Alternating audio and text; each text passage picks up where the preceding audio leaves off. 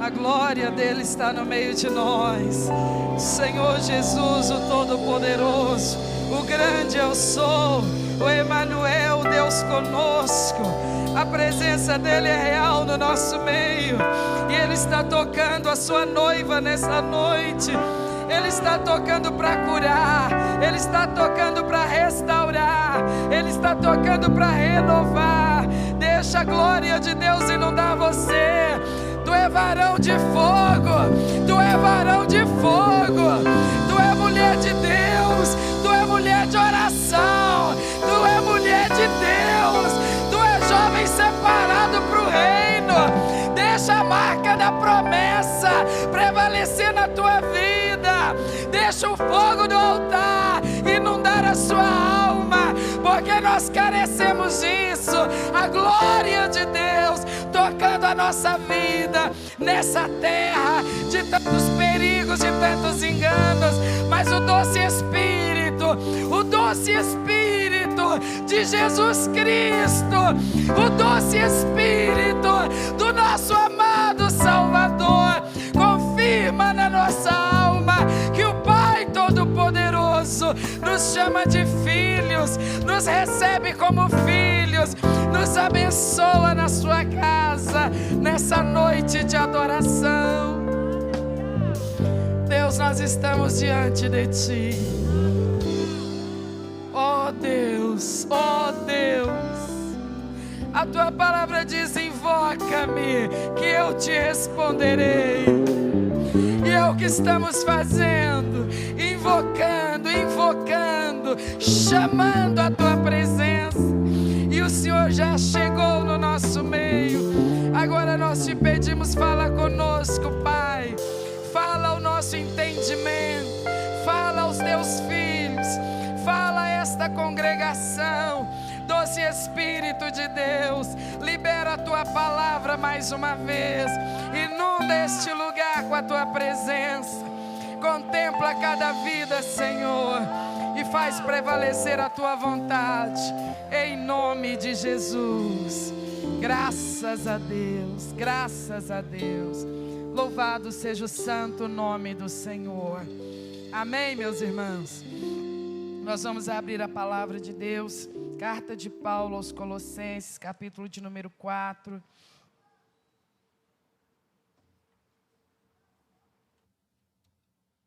Vamos repetir o verso 2 da semana passada e vamos ler o verso 3.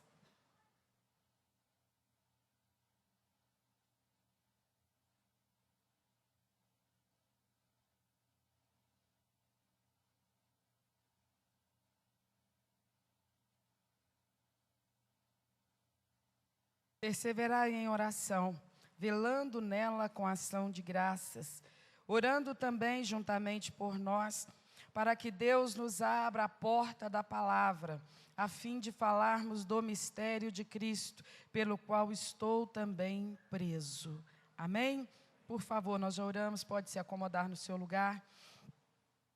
Nós vamos falar nesta noite ainda sobre a importância, a necessidade, a eficácia da oração. Na semana passada iniciamos esse assunto.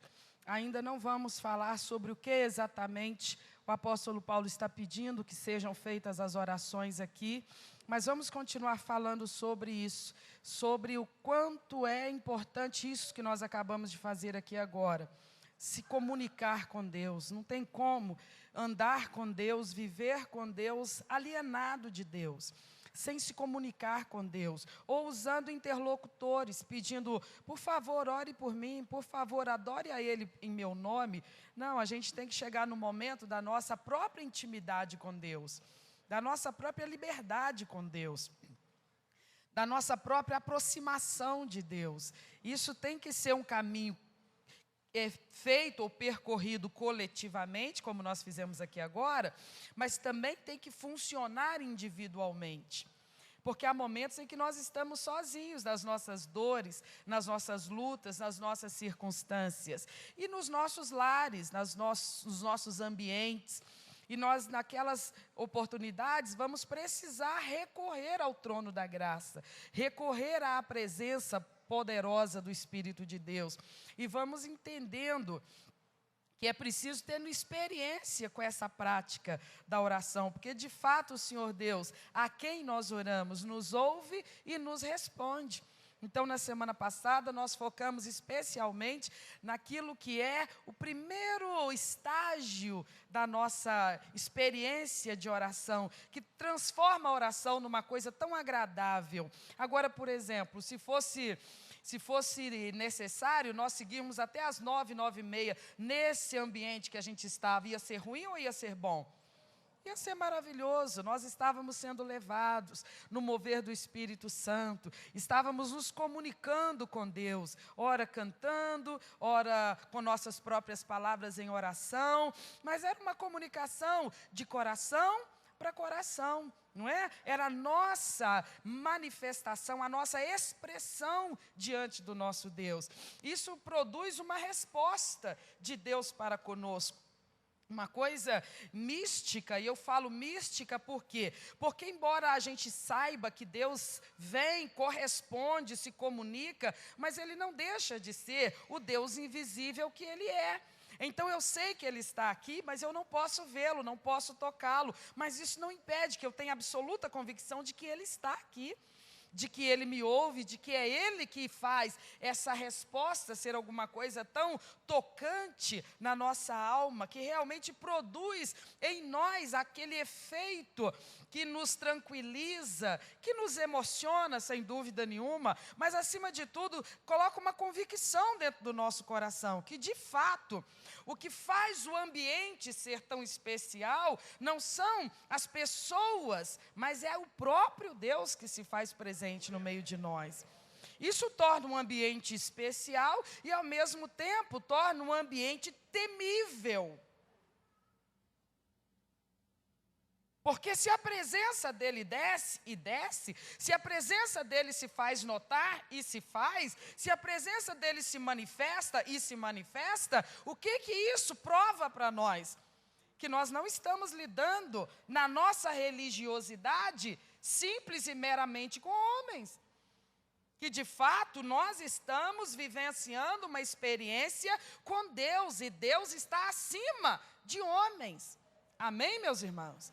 Então tudo faz parte da nossa compreensão, da nossa própria experiência com Deus e de quem é esse Deus com quem nós vivemos. É certo que enquanto nesse corpo, enquanto nessa estrutura física, nós não o veremos como Ele é.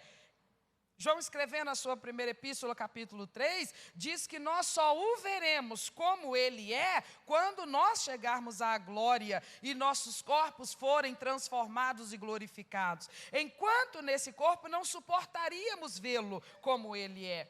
Se você ler as escrituras no Antigo Testamento, você vai ver um momento em que Moisés, aquele homem levantado por Deus e usado tão especialmente por Deus, ele ora ao Senhor e ele pede a Deus uma experiência. E ele diz: eu quero ver o Senhor, eu quero contemplar a face do Senhor. Ele parecia assim uma pessoa insaciável, porque ele já tinha visto tanta coisa, ele já tinha visto a sarça arder e não se consumir. O que é a sarça? A sarça era um arbusto, um tipo de vegetal que, exposto ao fogo, deveria o quê? Deveria sofrer combustão, deveria se consumir. Qualquer tronco de árvore exposta ao fogo sofre combustão. A matéria é passível de combustão. Mas ali, surpreendentemente, no alto daquele monte, a sarça ardia, mas não se consumia. Ardia, percebia Moisés que a chama era realmente de calor, era fogo, mas a sarça, o arbusto, continuava íntegro. E mais, de dentro do fogo ele ouvia uma voz que falava com ele: tira as sandálias dos teus pés, porque o lugar em que estás é terra santa. Então ele teve essa experiência magnífica com Deus.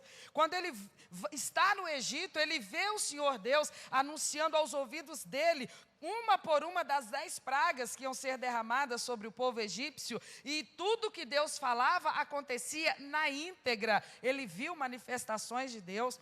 Quando diante do Mar Vermelho, conduzindo os hebreus, ele viu o Senhor Deus abrir as águas para o povo passar.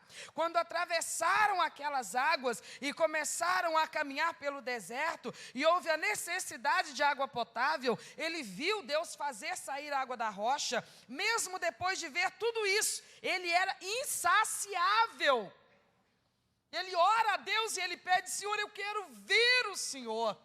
Ele já tinha visto tantas manifestações, mas ele era um homem que nada o encantava aqui embaixo. Ele queria ver as coisas de Deus. E então o Senhor Deus lhe responde e diz: homem nenhum suportaria contemplar-me como eu de fato sou e continuar vivo. Então eu lhe colocarei sobre a penha e eu passarei, você verá um vislumbre de mim, mas você não poderá ver a minha face, porque não poderá sobreviver caso o veja. Então, ainda que nós tenhamos desejo e a nossa alma anseie por isso, estes olhos, conforme são, e os oftalmologistas os estudam, eles não suportam nem sequer o fulgor da claridade solar ao meio-dia. Isso basta para cegar nossa retina, que se dirá o esplendor da glória que emana da face do nosso Salvador. Eles não foram feitos para suportar tanto brilho, mas um dia nós o veremos como Ele é. E agora? Agora nós não podemos ver tudo, mas tudo que nós podemos ver está ao nosso alcance. Então a oração é para isso, é para nós termos o nosso contato com Deus, a nossa experiência com Deus. A vida cristã, sem isso, ela se torna mera religiosidade. Ela se torna um contato com pessoas apenas. E não é esse o desenho que Cristo fez da estrutura da fé cristã. Toda a estrutura da fé cristã está consolidada sobre a pessoa do próprio Cristo. Então, a nossa função enquanto líderes de filhos de Deus, de povo de Deus, não é trazer as pessoas a nós, é conduzir as pessoas a Cristo, que é o Senhor da igreja e sustentador da igreja. Então, ainda que ovelhas no rebanho queiram parar na liderança, nós temos que nos desviar e dizer: não é esse o propósito, não é esse o caminho, não é essa a rota, nós não somos o alvo é Cristo. Então não se distraia conosco, não se iluda conosco, não fique focado em homens, olhe para Jesus, Ele é o autor e o consumador da minha fé e da sua fé. Amém? Então a oração nos dá a oportunidade da contemplação. Isso nos deixa extasiados, porque não há nada que se possa comparar à grandeza e à beleza do Deus que nós servimos. Amém, irmãos? Mas além disso, ou depois disso, tendo alcançado isso, nós agora percebemos que temos acesso a essa esplêndida personagem, que é o Deus Todo-Poderoso. E nós somos aceitos na presença dEle. Não apenas aceitos, mas Ele se expõe a nós em um certo sentido, porque nos permite perceber a presença dEle e nos deixa à vontade para com Ele conversarmos sobre o quê? Sobre os nossos assuntos, sobre as nossas demandas, sobre as nossas necessidades. E é disso que Paulo está conversando no comecinho do versículo 3. Ele faz uma introdução aqui e ele diz assim: orai juntamente, vocês, por nós. Do que ele está falando? De que tipo de oração ele está falando? A oração intercessória. Então, primeiro no início do versículo 2, ele diz: aproximem-se de Deus em perseverante oração, com ações de graças, engrandecendo a Deus e reconhecendo a grandeza de Deus. E depois, extasiados com a glória dele, supliquem o favor do Senhor. E ele diz especificamente aqui no versículo 3, orem quando estiverem diante dele, orem a ele, clamem a ele, supliquem a ele, por mim. Olha a humildade desse apóstolo. A humildade e a consciência, porque ele que era um intercessor, porque em todas as cartas que ele escreve, ele se dirige às igrejas às quais ele se comunica, e ele está sempre dizendo: tenho orado por vós, nas minhas orações me lembro de vós, Deus é testemunha, como sempre me lembro de vós. Quer dizer, ele era um intercessor, ele estava sempre aproveitando os momentos da intimidade dele com Deus, para levar a Deus as demandas de outras pessoas. Agora ele conversa com os cristãos de Colossos e ele fala assim: quando vocês estiverem na sua intimidade com Deus em oração, levem vocês, por favor, a Deus as minhas demandas também. Todos os que são filhos de Deus podem chegar ao Santo dos Santos em oração. Todos podem receber oração uns dos outros. E todos precisam receber oração uns dos outros. Eu posso receber suas orações, posso contar com elas? Eu preciso que você se lembre de mim, da minha família, nas suas orações. Você precisa que eu me lembre de você nas minhas orações, não precisa? Todos nós precisamos nos lembrar uns dos outros nas nossas orações. Paulo escreve aos Gálatas e ele usa esse termo. Ele diz: levai as cargas uns dos outros. Como é que eu levo a carga do meu irmão? Em oração.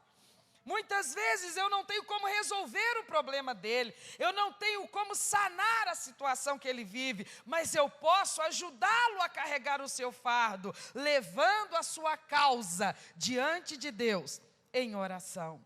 Então é disso que nós estamos falando hoje. A liberdade que nós temos e o dever que nós temos de praticar a oração de súplica.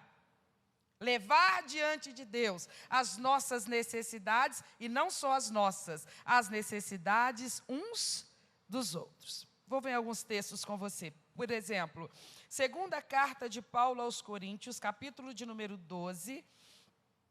Vamos ver uma experiência interessante do apóstolo Paulo aqui. Eu vou ler com você do versículo 7 ao 9.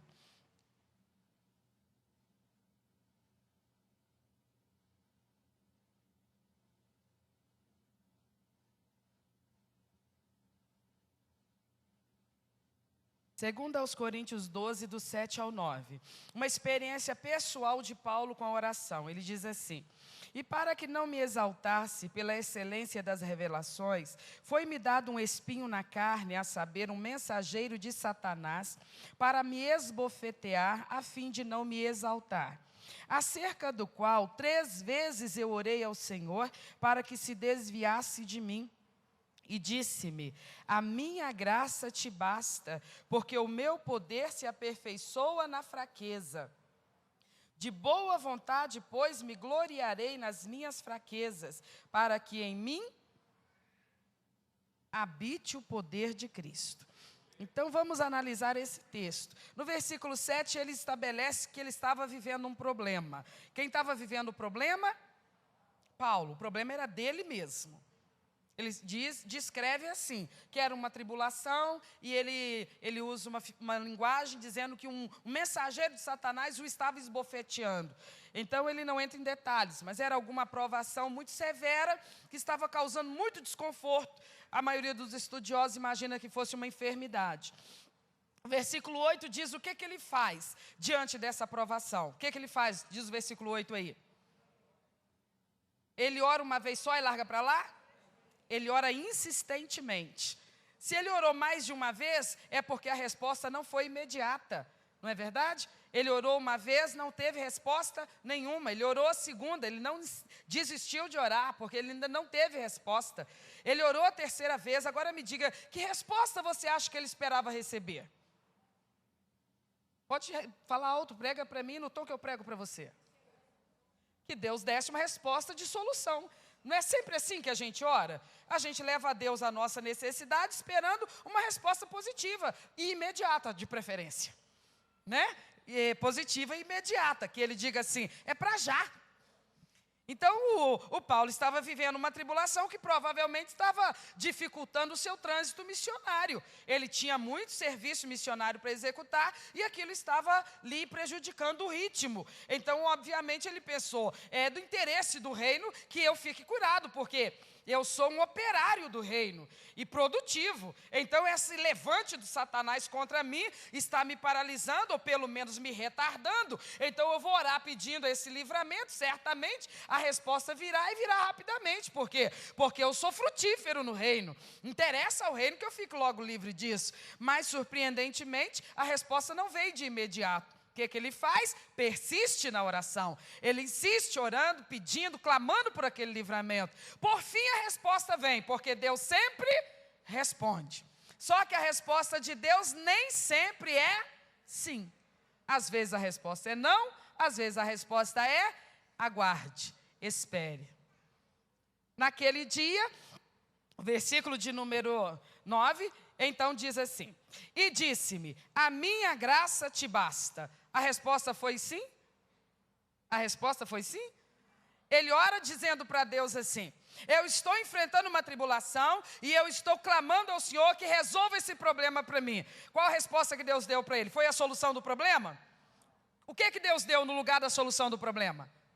A sua própria graça. Deus deu mais ou deu menos do que ele pediu? Deus deu mais ou deu menos do que ele pediu? Deus deu mais. Deus dá sempre mais do que o que a gente pede. Deus nunca nos dá menos, Ele nunca nos fica devendo. A gente às vezes no momento não entende, não interpreta corretamente, não vê com a visão de Deus, não lê da maneira que Deus lê, mas Deus nunca nos dá menos do que o que a gente está pedindo. Se a gente esperar em Deus, se a gente confiar em Deus, se a gente realmente buscar em Deus, pode ser que o que Ele nos dê como resposta, na hora nos deixe frustrados, que a gente pensa, eu esperava mais. E talvez lá na frente é que a gente vai amadurecer para compreender, nossa, Ele me deu naquele dia muito mais do que eu precisava. Hoje é que eu vejo, hoje é que eu tenho capacidade para medir, para mensurar o que Ele me deu naquele dia. Naquele dia, como um filho ingrato, eu nem soube agradecer corretamente, porque eu avaliei a resposta e eu achei, nossa, só isso. Mas na verdade, naquele dia, Ele me deu muitas vezes mais o que eu precisava.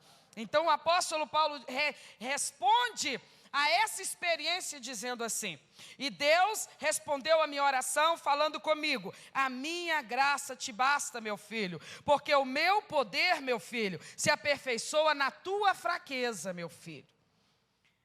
Aí ele poderia ter desenvolvido uma revolta para com Deus, uma frustração, uma decepção, sabe? Aquele negócio do crente imaturo, que não sabe ouvir um não de Deus, ou um mais para frente de Deus, e então ele vai embora e ele diz, não, eu não tenho paciência para isso, e desanima da vida cristã.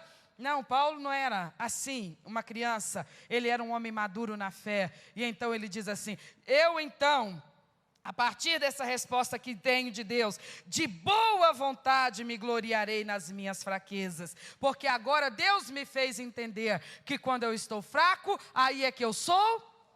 Porque não é a minha força que está me sustentando, porque eu estou vendo que eu não tenho nenhuma de mim mesmo, eu continuo de pé, é porque a graça do Senhor está me sustentando.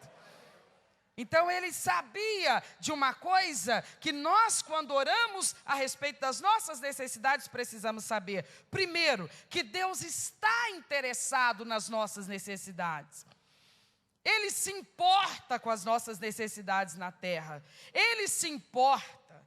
Jesus falando uma vez a respeito do amor e do cuidado de Deus, ele compara nós os pais. Ele diz assim, vocês que são pais e são maus, porque comparado com Deus vocês são maus. Embora vocês sabem que são bons pais, vocês amam seus filhos, vivem para seus filhos, desde que vocês colocaram filhos no mundo, esqueceram de vocês mesmos, vocês vivem para eles e se sacrificam por eles, mas comparado com Deus, fala a verdade, vocês são maus. Mesmo sendo maus, vocês sabem dar boas coisas para os seus filhos, quanto mais vosso Pai que está nos céus saberá dar boas coisas àqueles que lhe pedirem. Foi isso que Jesus ensinou. Então o Pai tem prazer em cuidar de nós nessa terra. Jesus falou que a vontade de Deus é que nós tenhamos alegria completa aqui na terra. Através do apóstolo Paulo, o Senhor diz assim: Pedro, lança sobre ele toda a vossa ansiedade, porque ele tem cuidado de vós. Então são muitos os textos no Evangelho que vai nos ensinando que Deus deseja que nós apresentemos diante dele as nossas necessidades. O que não significa que uma vez que eu orei a respeito das minhas necessidades, Deus esteja obrigado a supri-las. Porque às vezes o que eu estou pedindo não é o que Ele está programando, preparando para mim. Talvez o que eu estou pedindo não é o que vai me abençoar neste momento. Talvez o que eu estou pedindo é alguma coisa que, pelo contrário, vai me prejudicar de alguma maneira, senão hoje, lá na frente. Então o apóstolo Paulo entendia a dinâmica da oração. Então quer dizer que tudo que eu orar é garantido que eu vou receber? Não, tudo que você orar é garantido que Ele vai ouvir. Agora Ele vai nos dar conforme a sua vontade, porque o profeta já disse: os pensamentos de Deus são mais elevados do que os nossos pensamentos. Ele sabe o que é melhor, sabe mais do que nós sabemos. Quando Paulo tem essa experiência com Deus, ele não se revolta, não se frustra e não perde a fé, porque ele sabia que, de fato, Deus é digno de confiança. Amém, meus irmãos? Muito bem. Eu preciso ver dois textos com você, palavras do próprio Senhor Jesus Cristo. Mateus 6:8 e depois Lucas 18:1. Em Mateus 6:8, o Senhor Jesus está falando no Sermão do Monte, e o finalzinho do versículo ele nos dá uma informação importante para a nossa reflexão nessa noite. Podemos ler? Eu vou ler o 7 só para a gente entender o contexto do assunto. Versículo 7. E orando, não useis de vãs repetições como os gentios, que pensam que por muito falarem serão ouvidos. Não vos assemelheis, pois, a eles. Por quê? Porque o vosso Pai sabe o que vos é necessário antes de vós lhe pedirdes. Não vos assemelheis, pois, a eles. Eles quem? Está lá no versículo 7. Eu li o 7 para você entender como é que é o negócio, tá? Eu estou te ajudando para você interpretar o texto. Então, no versículo 8, que é o nosso texto, a gente lê o 7 para você interpretar o 8. Não vos assemelheis a eles. Eles quem? Está lá no 8. Os gentios. O que os gentios fazem de errado? Está no versículo 7.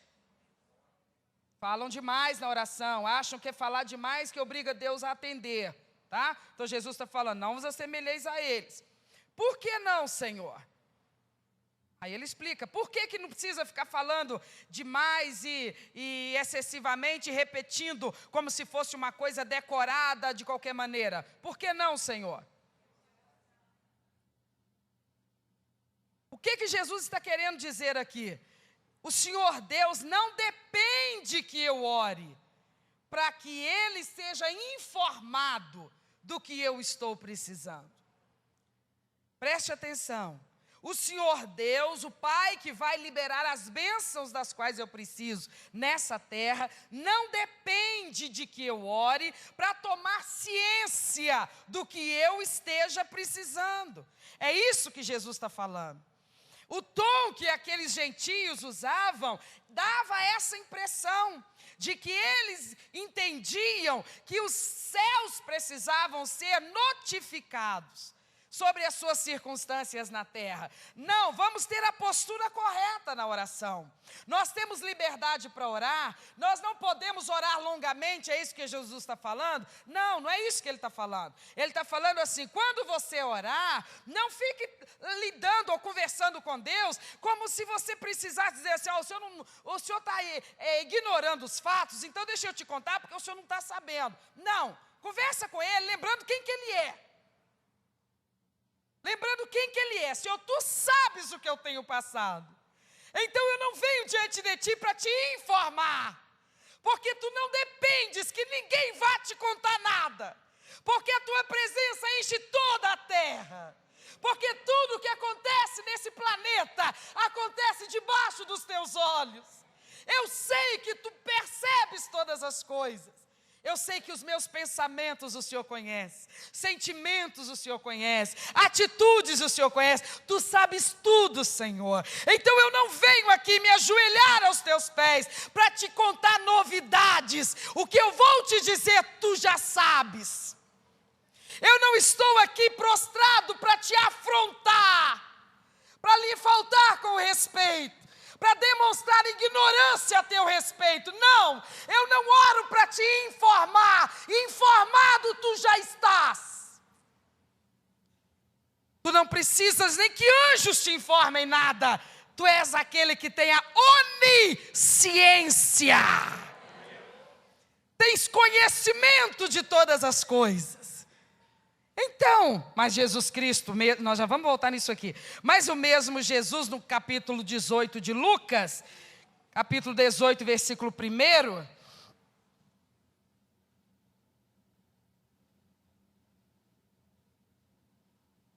o mesmo Jesus diz assim: e contou-lhes também uma parábola sobre o dever de orar sempre e nunca desfalecer. Ele vai agora contar uma história, uma parábola, através da qual ele quer ensinar uma lição importantíssima. Então, antes que a parábola seja contada, Lucas, que vai escrever, que vai relatar as palavras de Cristo, ele está explicando antecipadamente o motivo pelo qual ele vai contar essa parábola. Então só me conta isso. A parábola que segue esse versículo tem a finalidade de ensinar o quê? Aí no versículo 1. Ensinar o quê? É um dever. A oração é o quê? É um dever. É um dever para ser cumprido esporadicamente? Uma vez só? É um dever para ser cumprido permanentemente. Então ele diz lá em Mateus 6, versículo 8, olhe para mim e preste atenção, que o Pai não depende que eu ore para ser informado do que eu preciso. Ao mesmo tempo, ele ensina que eu tenho o dever de orar ao Pai. Eu tenho o dever de orar sem parar. Então, como é que isso pode ter conexão, coerência? Não é difícil entender. Na sua soberania absoluta e inquestionável, Deus estabelece a bênção e a resposta e a solução para toda e qualquer flagelo e necessidade que ocorra na face da terra. Porque toda e qualquer necessidade que requeira o poder de Deus é na terra. Porque no céu não há intercorrências. No céu não há acidentes. No céu não há problemas. O céu é um ambiente calcado na máxima ordem, decência e organização. Jesus, ao ensinar a oração do Pai Nosso, ele diz: quando orarem, orem assim: Pai nosso que estais no céu, santificado seja teu nome, seja feita a tua vontade. Como? Na terra, seja a tua vontade, Pai, feita na terra do mesmo jeito que ela é feita. No céu não tem transtornos, no céu não tem intercorrências. Deu um acidente, não deu. Deu um probleminha aqui, não deu. No céu não dá problema. É o reino do nosso Pai, aonde tudo está estabelecido sobre a vontade soberana dele, que não conhece resistência nenhuma. Aqui na terra, ele não exerce a sua soberania absoluta? Sem dúvida. Em todo e qualquer ambiente do universo, ele exerce soberania absoluta. No entanto, na sua soberania, ele determina um tempo aqui na terra, em que dá aos homens, dá à espécie humana, um período probatório. em que os homens são testados, são colocados diante da opção de viver debaixo do seu domínio, da sua soberania, da sua graça ou não. Alguém dirá assim: mas se ele é resistido por alguém, é porque ele não é totalmente Deus? Alguém pode preferir pensar assim. Mas não é isso que a Bíblia diz. Diz que ele é Deus soberano, e isso é inquestionável. E na sua soberania, ele decidiu que a espécie humana, embora criada, e sabedor ele de que ela cairia em pecado, ele já construiu o caminho da redenção, antes mesmo de construir a espécie humana. Pois lá em Apocalipse 13, 9 está dito que Jesus Cristo é o Cordeiro de Deus, que foi morto antes da fundação do mundo. Como assim? Se ele foi morto há 2000 anos atrás, lá no Calvário, 33 anos depois de nascer de uma virgem chamada Maria. Mas a palavra diz, em Apocalipse 13, 9, que ele é o Cordeiro de Deus, morto antes da fundação do mundo. O que isso significa? Antes de colocar Adão e Eva no Éden, o Pai já sabia que os colocaria lá e que deles procederia uma raça, uma espécie, mas que lá no Éden, ele, Adão e Eva, corromperia essa espécie que careceria de redenção. Então, antes mesmo de estabelecer a espécie, o Pai já providenciou o caminho da redenção. Então já estava determinado o Salvador, o resgatador. O Pai não é pego de surpresa, hora nenhuma, em momento nenhum. Ele não tem plano B, ele não resolve as coisas assim. No susto, já está tudo debaixo do controle e da soberania do nosso Senhor. Então ele, soberano, todo o seu poder atua na terra para resolver problemas. Porque onde que tem problemas? No céu? No céu não tem problema. Onde que tem problema? Na terra. Os que servem a Deus, que vivem nos céus, quem são? Os anjos. Os anjos precisam do socorro de Deus lá no céu? Não, eles não são atacados lá no céu por nada. Os que servem a Deus na terra, quem são? Nós. Nós precisamos do socorro de Deus na terra? Sim. Então nós precisamos do socorro de Deus na terra. E o Senhor Deus sabe que precisamos, prepara esse socorro e conhece todas as coisas. Jesus falou em Mateus 6,8, ele não depende que eu ore para ser informado do que eu preciso. No entanto, Lucas 18,1 diz, nós temos o dever de orar, sem parar, sem nunca desfalecer. Isso nos conta o quê?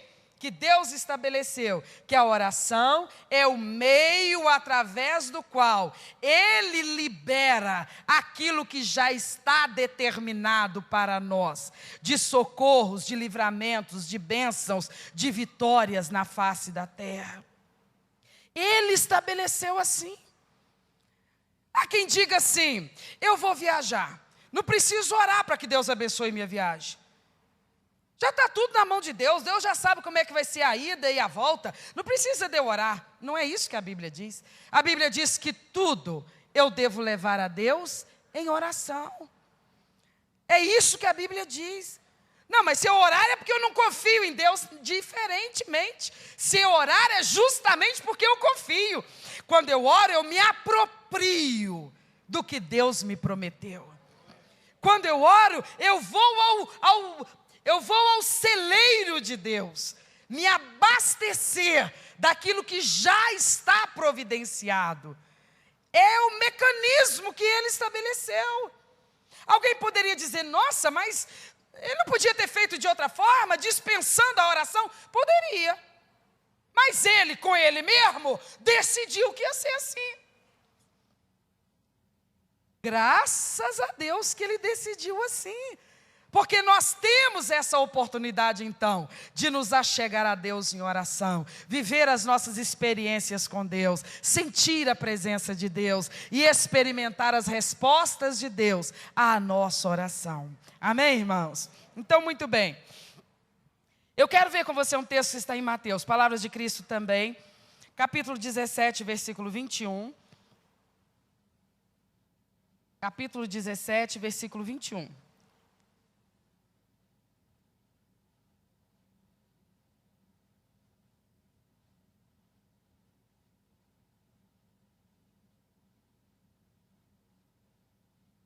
Encontramos. Diz assim: mas esta casta de demônios não se expulsa, senão pela oração e pelo... Mas essa casta de demônios não se expulsa, senão pela oração e pelo jejum. Nós estamos falando da oração de intercessão. Olhe para mim, por favor. Você lembra qual que era essa história? Jesus estava num outro lugar, no monte, orando com alguns discípulos, quando ele chega e encontra uma pequena multidão, um grupo de pessoas ali, um tumultozinho, e vai saber o que está acontecendo.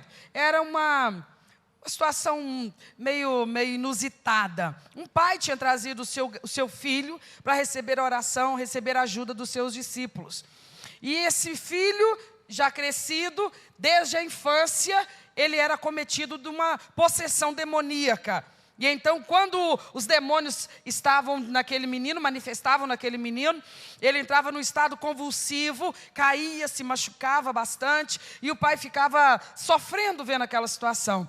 Trouxe o menino para que fosse liberto. Jesus não estava no momento, os discípulos começaram a orar para que o menino ficasse liberto, mas não funcionou. E aí o que ocorre? Quando Jesus chega, está aquele burburinho, e a situação estava difícil, os discípulos não conseguiam resolver, e aí Jesus, o que está acontecendo? O pai conversa com Jesus e fala: meu filho tem sofrido com endemoniamento, trouxe para os seus discípulos libertarem ele, mas eles não conseguiram.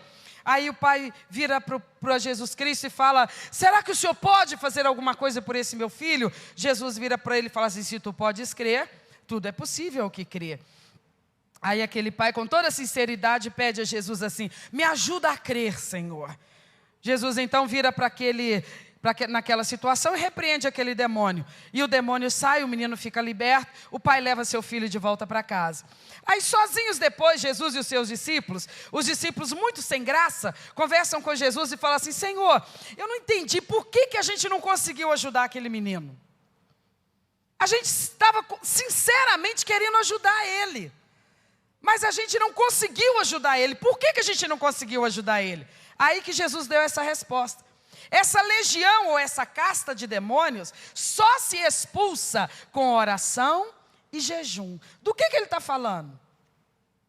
Ele está falando de uma vida, de uma prática regular, de um altar permanente de oração na vida da pessoa, na vida diária de uma pessoa.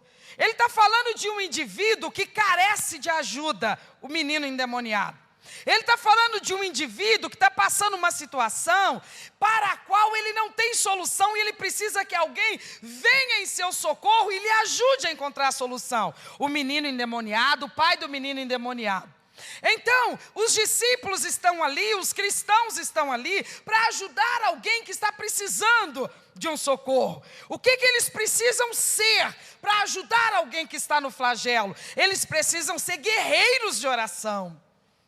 Porque naquele momento em que eles vão expulsar aquele demônio, eles precisam ter uma experiência, uma vivência e uma estrutura de intimidade de oração com quem?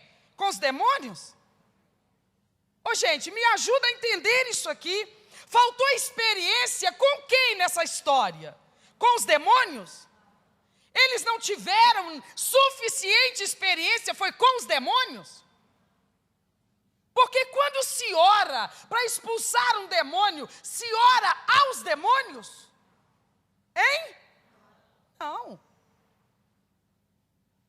Não se ora ao demônio. Não se pede nada ao demônio. Quando Jesus expulsou o demônio, ele não pediu, ele mandou. Então ele está falando com aqueles discípulos o quê? Quando você é um intercessor, quando você é uma pessoa que vai levar a carga de alguém diante do Pai, você já tem que conhecer o caminho para o Pai. Você tem que ser uma pessoa que conhece o caminho que leva à intimidade com o Pai. Você quer viver na face da terra o ministério mais poderoso que há, que é o ministério da oração? Talvez ninguém vai te conhecer na terra. Talvez você nunca vai pegar um microfone na sua mão. Talvez na igreja ninguém nem vai saber seu nome. Talvez as pessoas que serão abençoadas através do seu ministério nunca vão saber que foi através do seu ministério. Mas esse é o ministério mais poderoso que precisa estar em atuação dentro de uma igreja, e dentro de uma cidade e na face da terra. O ministério da oração, da intercessão. Esse ministério sustenta os pregadores. Esse ministério sustenta os adoradores. Esse ministério sustenta os evangelistas. Esse ministério sustenta aqueles que são os mestres da palavra, meus irmãos. Esse ministério abre os caminhos para que o evangelho se alastre e alcance rincões que ainda não foram alcançados numa cidade, numa região, num país. Poucos são os que entendem o segredo desse ministério. Mas ele é um ministério interessante, sabe por quê? Porque ele é um ministério secreto. Ele é secreto, ele é isolado. E você caminha por ele na solidão. Sabe, ele se parece assim com o voo da águia. Já reparou a águia? A águia é uma ave diferente das outras. Ela não anda em bando, ela não anda com outras aves, ela voa sozinha. Ela voa sozinha. Sabe por que a águia voa sozinha? Porque ninguém consegue voar tão alto quanto ela voa. Ninguém consegue acompanhar a águia. Ela vai aos penhascos mais altos. E os outros pássaros não têm fôlego para voar tanto. Não têm força muscular para bater as asas por tanto tempo. Então a águia, ela tem essa recompensa de chegar aos pontos mais altos. Mas ela paga esse preço. Ela viaja sozinha. Então esse é um ministério, às vezes solitário. Mas ele é um ministério maravilhoso. Ele é um ministério maravilhoso por quê? Porque é através desse ministério que o Senhor Deus dá suporte a todos os outros ministérios na igreja. Às vezes uma pessoa está ouvindo uma pregação na igreja, e aí ela olha para a cara do pregador, ela grava a fisionomia do pregador, ela grava a tonalidade da voz do pregador, e ela sai da igreja elogiando o pregador, e ela foi tão abençoada por aquela pregação, e ela foi tão movida, tão tocada, e ela até se converteu, até foi renovada, e ela sai às vezes exaltando o pregador. Não deveria fazê-lo, mas na sua simplicidade o faz, mas ela às vezes não sabe que 80% do resultado daquela noite nem foi pelo esforço do pregador, que talvez até se esforçou, mas talvez 80% foi por causa do ministério de algum intercessor, que Deus levantou para estar cobrindo aquele culto na sua vida de oração. Então é por isso que não é justo que nós demos glória a ninguém dentro da igreja. Por isso é que a glória tem que ser toda ela para um só, o doce Espírito de Deus, porque é Ele que faz tudo em todos na hora do culto. O ministério da intercessão é a coisa mais forte que precisa existir no reino de Deus nessa terra. Porque Ele é o que caracteriza os guerreiros de Deus. O que o intercessor faz? Ele se coloca na frente da pessoa, nas suas guerras, nas suas batalhas. A pessoa está sendo esbofeteada pelo adversário, a pessoa está vivendo os flagelos das perseguições, a pessoa está passando pelas tribulações da vida, fragilizada, enfraquecida. E o intercessor, ele entra na frente, ele se coloca diante. Ele toma essa causa como se fosse dele. Ele toma essa situação como se estivesse pesando na alma dele. E ele vai diante de Deus fazer o quê? Chamar Deus para tomar a causa dessa outra pessoa. chamar Deus para participar da adversidade, da circunstância dessa outra pessoa. Às vezes o intercessor tem as suas demandas próprias, mas ele não vai ser movido a orar por si mesmo nesse dia. Às vezes ele não vai orar por si mesmo por semanas. Às vezes ele vai virar semanas sem orar pelos seus próprios problemas e necessidades. Às vezes ele vai ficar por semanas orando apenas por outros, e por outros, e por outros.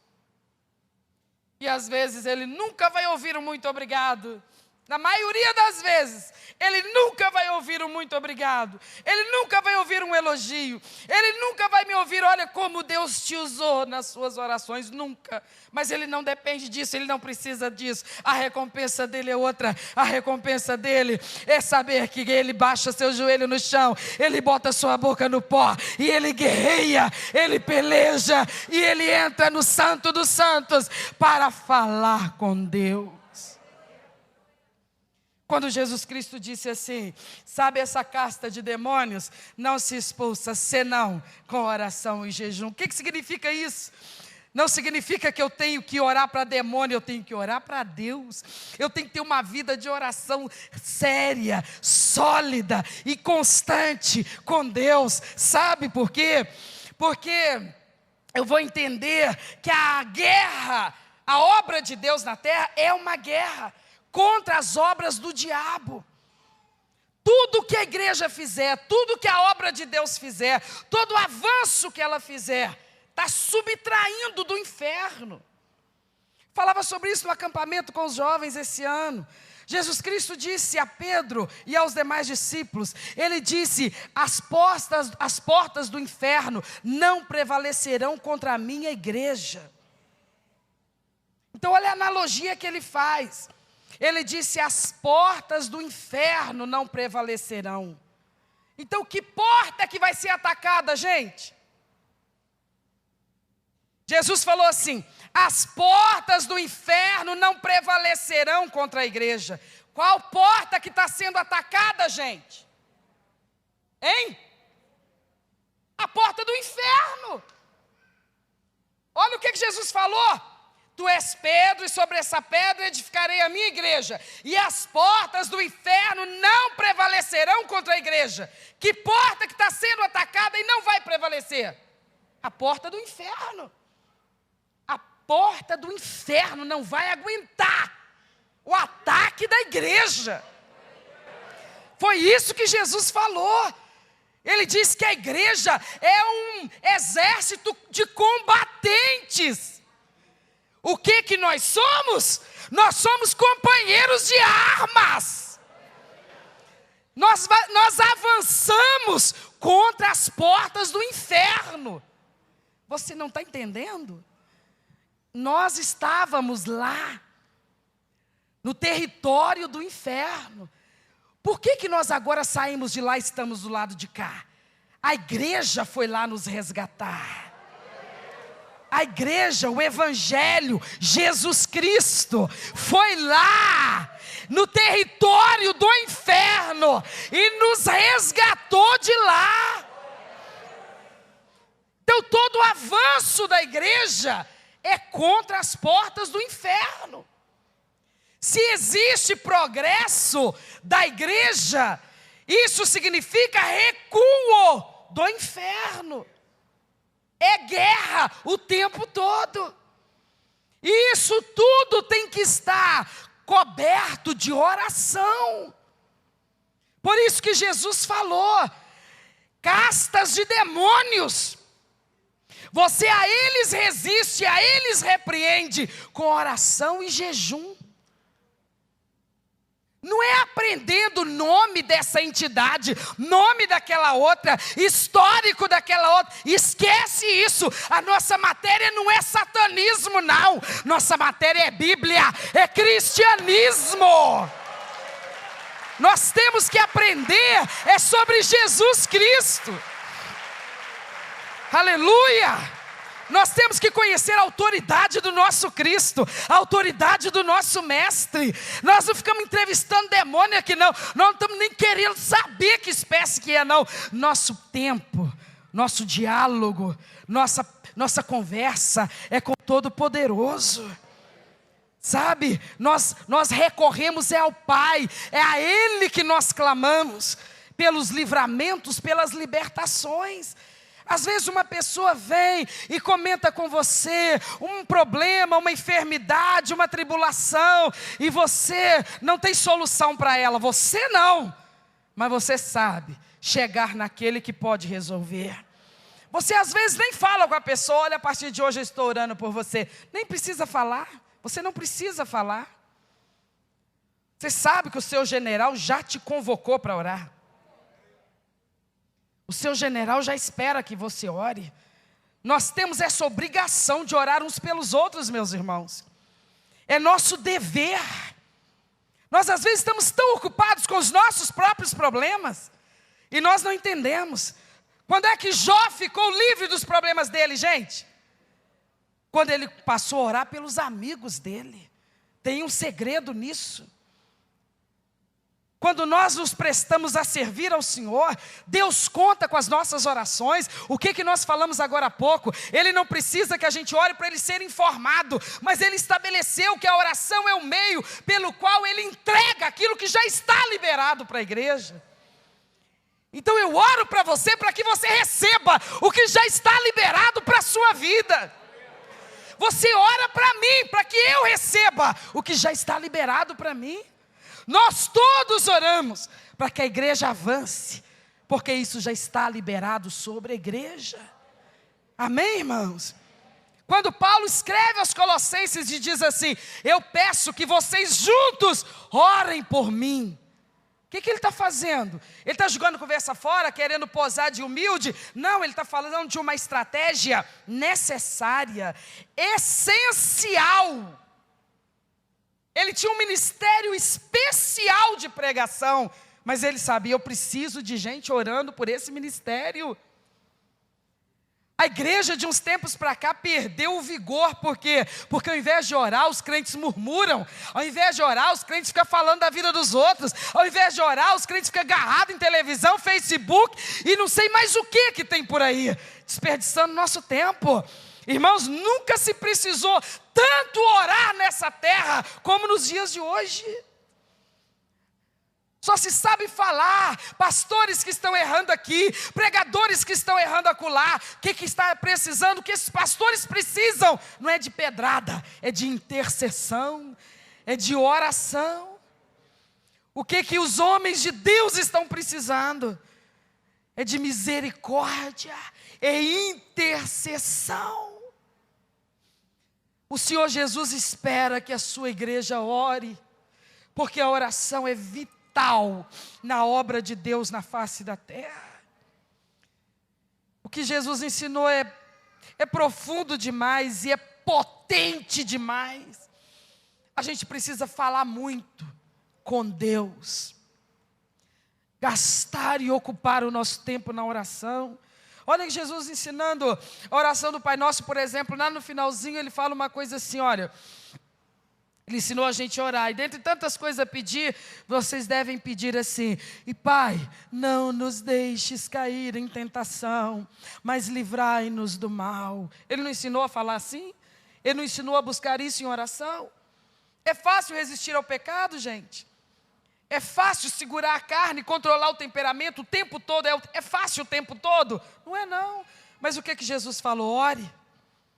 Para não pecar, ore. Quando você perceber que está tentado, ore.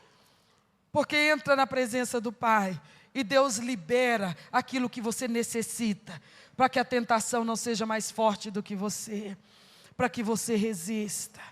Eu queria que você ficasse de pé no seu lugar agora. E nós vamos fazer isso, nós vamos orar uns pelos outros nesse momento. Feche os seus olhos, por favor. Eu queria que você deixasse que o Espírito Santo usasse a sua vida nesse momento de oração. Talvez você vai lembrar de alguém aqui da igreja, todos com seus olhos fechados. Se você não é desta igreja, da sua igreja então, mas alguém que Deus tem usado, alguém que Deus tem levantado, seja na área da música, seja na área da pregação, seja na diaconia, seja no ministério infantil, seja na recepção da igreja, qualquer que seja a área. Mas se você sabe que é uma pessoa que Deus tem levantado, e você reconhece aqui agora que não tem tido o hábito e o cuidado de orar por essa pessoa, e o Espírito Santo te faz lembrar dessa pessoa agora. Então eu queria que ninguém orasse por si mesmo. Vamos entrar no Santo dos Santos e vamos orar por alguém que Deus está levantando, por alguém que Deus está usando. Talvez você vai se lembrar agora da pessoa de quem você mais tem falado mal. Talvez seja o momento que o Espírito Santo vai te dizer: para de murmurar. Quando eu te faço lembrar dessa pessoa, não é para murmurar contra ela, é para orar por ela. Você não tem entendido? Quando eu te faço lembrar dessa pessoa, não é para falar mal dela, é para orar por ela. É para orar por ela, igreja. Entra na sintonia do Espírito Santo. Faz o que o Espírito quer que você faça. Entenda o que o Espírito Santo quer que você faça nessa terra. Trabalhe na direção do Espírito Santo. Haja na direção do Espírito Santo. Igreja precisa ser regida pelo Espírito Santo. Comece a orar, ore, dê cobertura de oração para alguém, deixa Deus usar você agora. Por que a gente prefere reclamar? Por que a gente prefere murmurar? Não tem esse ensinamento na Bíblia. A Bíblia manda orar e orar uns pelos outros. Ore por quem se lembrarem agora. Você sabe que está doente, ore para que ele seja curado. Ore por aquele que está fraco na fé. Lembre de alguém agora. Deixa o Espírito te usar. A intercessão é a nossa obrigação. Ore, coloque-se no lugar de alguém. Carregue a carga de alguém. Clame a Deus por alguém. Ouve-nos nesta noite, Pai. Ouve o nosso clamor, ouve a nossa súplica.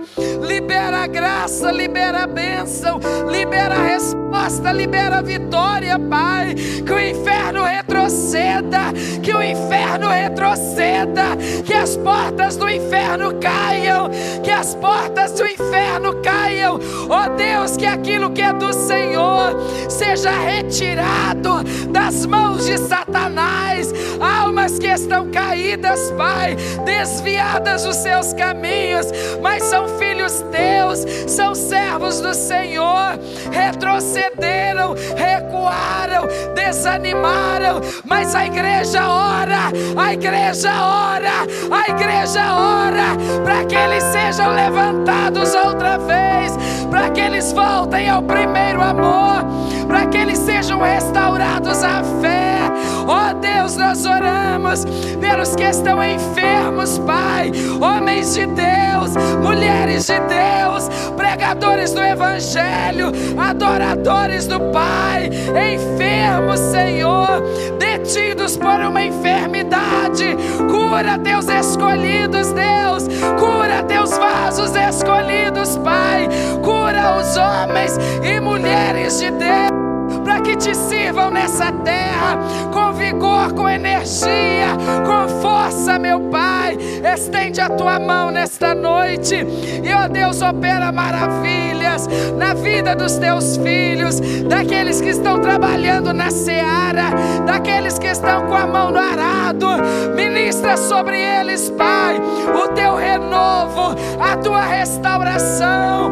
Ó Deus, a tua obra, ó Deus, abençoa a tua obra na face da terra, que a tua presença restaure os altares, restaure os rebanhos, restaure as denominações, restaure os ministérios nesta cidade, nesse estado, nesse país. Oh Deus, sara a tua igreja nesse Brasil.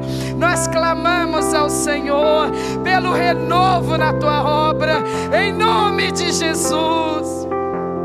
Em nome de Jesus, ministra, Senhor, sobre esta igreja nessa noite, o despertamento, meu Pai, para a vida de oração, para o labor da oração, para se cansarem e se afadigarem na oração, meu Pai, porque não somos nós que resolvemos nada, quem resolve tudo é o Senhor. Então tudo que nos cabe é clamar a Ti, é clamar a Ti, é clamar ao Senhor. Tu tens as respostas, ensina-nos a clamar insistentemente, Senhor. Que ouçamos a Tua voz nessa noite, Jesus, e entendamos que é nosso dever orar, é nosso dever, é nosso dever, é nosso dever nos ocupar na oração. Ministra sobre nós, Pai, esse entendimento nesta noite, para a glória do Teu nome, Senhor, em nome de Jesus. Amém, meus irmãos.